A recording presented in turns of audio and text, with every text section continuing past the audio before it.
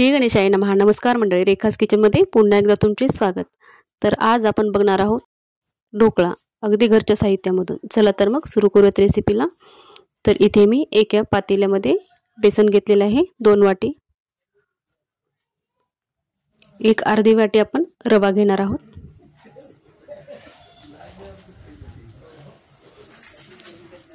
अर्धा चमचा साखर, चवीनुसार मीठ। इथे मीठ मी थोडंसं कमीच टाकलेलं आहे, कारण आपण ढोकळ्यामध्ये इनो पावडर टाकणार आहोत। ते पण थोडंसं हलक्या प्रमाणात खारट असतं, त्यामुळे मीठ थोडंसंच टाकलेलं आहे। आता आपण तेल आणि लिंबाचा रस टाकणार आहोत।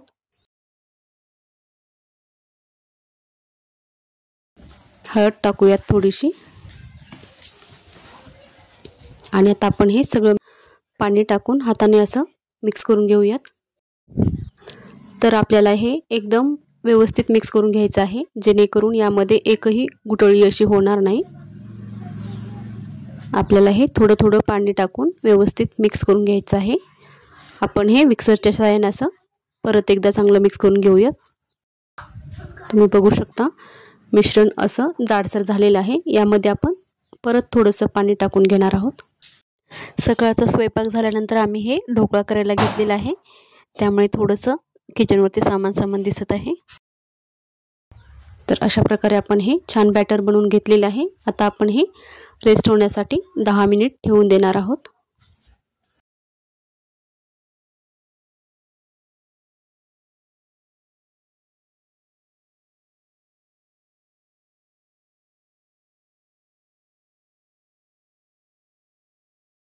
आता आपण एका प्लेटला किंवा ताटाला असं तेल लावून घेणार आहोत। क्वांटिटी जास्त आहे, त्यामुळे मी झाकण घेतलेलं आहे मोठं। तर 10 मिनिटांनंतर आपण बघू शकतो आपलं बॅटर हे असं छान सेट झालेलं आहे। आणि एका टोपमध्ये स्टँड ठेवलेलं आहे आपण, आणि त्यामध्ये थोडंसं पाणी टाकूयात। आता आपण ह्या बॅटरमध्ये इनो टाकून घेऊयात। इनोवरती थोडंसं आपण पाणी टाकणार आहोत, आणि हे एकाच डायरेक्शनमध्ये चांगलं फिरवून घेणार आहोत।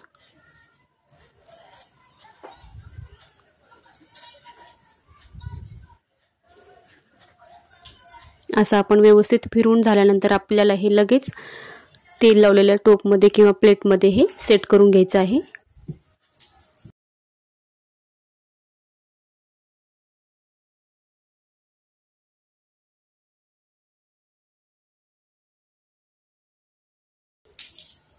तर असं प्लेट मी ह्या टोपमध्ये ठेवलेलं आहे, आणि आता आपण यामध्ये हे बॅटर टाकून घेणार आहोत।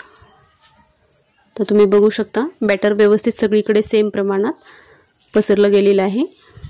प्रमाण अगदी व्यवस्थित झालेलं आहे। थोडंसं आपण असं टॅप करूया, जेणेकरून आतमध्ये हवा जाणार नाही आणि व्यवस्थित ते सेट होईल। आता आपण हे गॅसवरती 20-25 मिनिटांसाठी हाय फ्लेमवर ठेवून द्यायचं आहे। यावरती आपण एक प्लेट झाकूयात।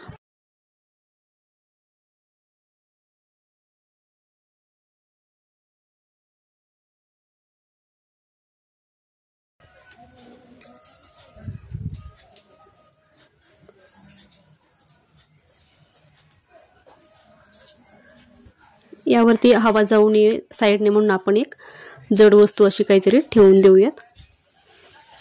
आणि आता तुम्ही बघू शकता 20 मिनिटे झालेली आहेत। मी एकदा चेक करते की व्यवस्थित शिजलं गेलेलं आहे की नाही। तर आपण हे सुरीच्या साहाय्याने चेक करूयात।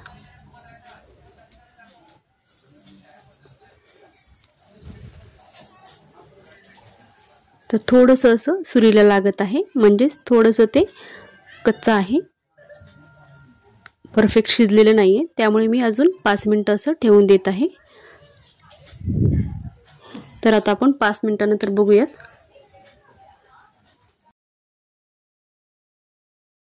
एकदम छान असा ढोकळा आपला शिजला गेलेला आहे।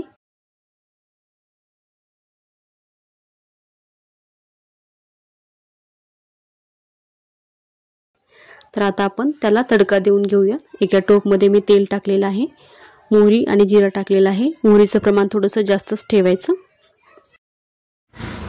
हा ढोकळा मी गावी बनवलेला आहे, दिवाळीनिमित्त गावी आलेले आहे त्यामुळे। तर आता आपण यामध्ये हिरवी मिरची टाकलेली आहे।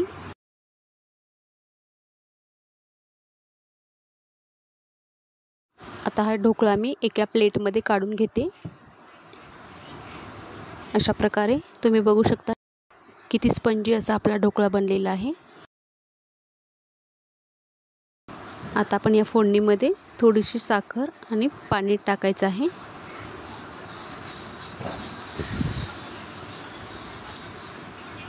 आणि हे आपण त्या ढोकळ्यावरती असं टाकून घेणार आहोत। पाण्याला पहिले थोडीशी उकळी येऊ द्यायची आणि नंतरच आपण ढोकळ्यावरती टाकून घेणार आहोत। तोपर्यंत ढोकळा असा कट करून घेऊयात। तुम्ही बघू शकता अगदी मार्केटमध्ये मिळतो तसा ढोकळा आपला बनलेला आहे, अगदी स्पंजी आणि एकदम लुसलुशीत असा।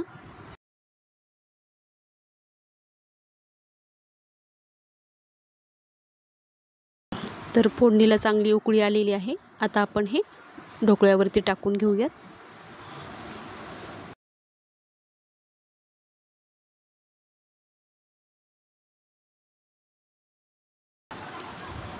आणि फोडणी गरम असतानाच आपण ही ढोकळ्यावर अशी टाकून घ्यायची आहे, ज्यामुळे काय होईल ढोकळ्यामध्ये फोडणी चांगली अशी मुरली जाईल।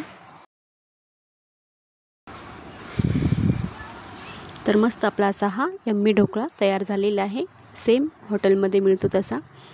तुम्ही पण अशा प्रकारे नक्की ट्राय करा।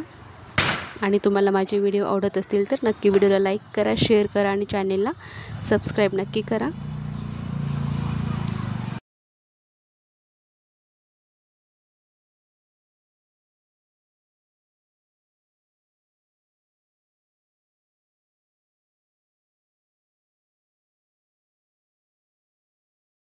एक ढोकळा तुम्हाला मी असा हातात घेऊन दाखवते, किती स्पंजी झाला आहे सगळ्या बाजूने, तुम्ही बघू शकता। तर मस्त आपला हा मार्केटसारखा यम्मी असा ढोकळा तयार झालेला आहे। चला तर मग तुम्ही पण अशा प्रकारे नक्की ट्राय करा। पुन्हा भेटूयात अशा एका नवीन आणि छान छान रेसिपीसोबत। तोपर्यंत धन्यवाद। श्री स्वामी समर्थ।